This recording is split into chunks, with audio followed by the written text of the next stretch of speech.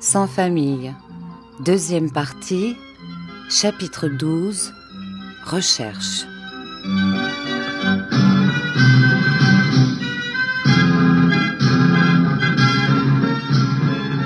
Le lendemain matin, je commençais ma journée par écrire à Mère Barberin pour lui faire part de ce que j'avais appris, et ce ne fut pas pour moi un petit travail. Comment lui dire tout sèchement que son mari était mort? Elle avait de l'affection pour son Jérôme. Ils avaient vécu durant de longues années ensemble, et elle serait peinée si je ne prenais pas part à son chagrin. Enfin, tant bien que mal, et avec des assurances d'affection sans cesse répétées, j'arrivai au bout de mon papier. Bien entendu, je lui parlais de ma déception et de mes espérances présentes. À vrai dire, ce fut surtout de cela que je parlais.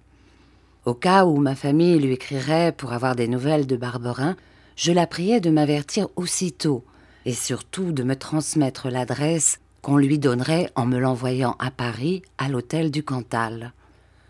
Ce devoir accompli, j'en avais un autre à remplir envers le père de Lise, et celui-là aussi m'était pénible, au moins sous un certain rapport. Lorsqu'à Dreuzy, j'avais dit à Lise que ma première sortie à Paris serait pour aller voir son père en prison, je lui avais expliqué que si mes parents étaient riches, comme je l'espérais, je leur demanderais de payer ce que le père devait, de sorte que je n'irais à la prison que pour le faire sortir et l'emmener avec moi. Cela entrait dans le programme des joies que je m'étais tracé. Le père Aquin d'abord, Mère Barberin ensuite, puis Lise, puis Étiennette, puis Alexis, puis Benjamin. Quant à Mathia, on ne faisait pour lui que ce qu'on faisait pour moi-même, et il était heureux de ce qui me rendait heureux. Quelle déception d'aller à la prison les mains vides et de revoir le père en étant tout aussi incapable de lui rendre service que lorsque je l'avais quitté, et de lui payer ma dette de reconnaissance. Tout de suite, je lui parlais de Lise et d'Alexis. Puis, comme je voulais lui expliquer pourquoi je n'avais pas pu aller chez Étiennette, il m'interrompit. « Et tes parents ?» dit-il. « Vous savez donc ?»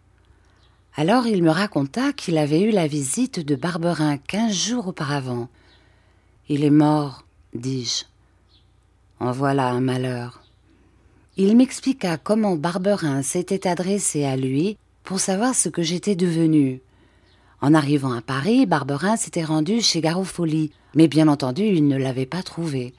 Alors, il avait été le chercher très loin, en province, dans la prison où Garofoli était enfermé, et celui-ci lui avait appris qu'après la mort de Vitalis, j'avais été recueillie par un jardinier nommé Aquin.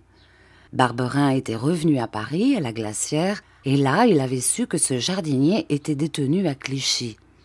Il était venu à la prison, et le père lui avait dit comment je parcourais la France, de sorte que, si l'on ne pouvait pas savoir au juste où je me trouvais en ce moment, il était certain qu'à une époque quelconque, je passerais chez l'un de ses enfants. Alors, il m'avait écrit lui-même à Dreuzy, à Vars, à Esnande et à Saint-Quentin. Si je n'avais pas trouvé sa lettre à Dreuzy, c'est que j'en étais déjà partie, sans doute, lorsqu'elle y était arrivée. Je lui expliquai quelle était notre espérance, et il la confirma par toutes sortes de bonnes raisons. Puisque tes parents ont bien su découvrir Barberin à Chavanon, puisque Barberin a bien su découvrir Garofoli et me découvrir moi-même ici, on te trouvera bien à l'hôtel du Cantal. Reste-y donc. La langue me démangea pour lui dire que mes parents le feraient bientôt sortir de prison, mais je pensais à temps qu'il ne convenait point de se vanter à l'avance des joies que l'on se proposait de faire, et je me contentais de l'assurer que bientôt il serait en liberté avec tous ses enfants autour de lui. « En attendant ce beau moment, me dit Mathia lorsque nous fûmes dans la rue, mon avis est que nous ne perdions pas notre temps et que nous gagnions de l'argent.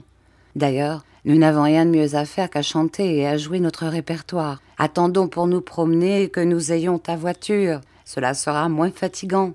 À Paris, je suis chez moi et je connais les bons endroits. » Il les connaissait si bien, les bons endroits, places publiques, cours particulières, cafés, que le soir nous comptâmes avant de nous coucher une recette de 14 francs. Alors, en m'endormant, Je me répétais un mot que j'avais entendu dire souvent à Vitalis, que la fortune n'arrive qu'à ceux qui n'en ont pas besoin.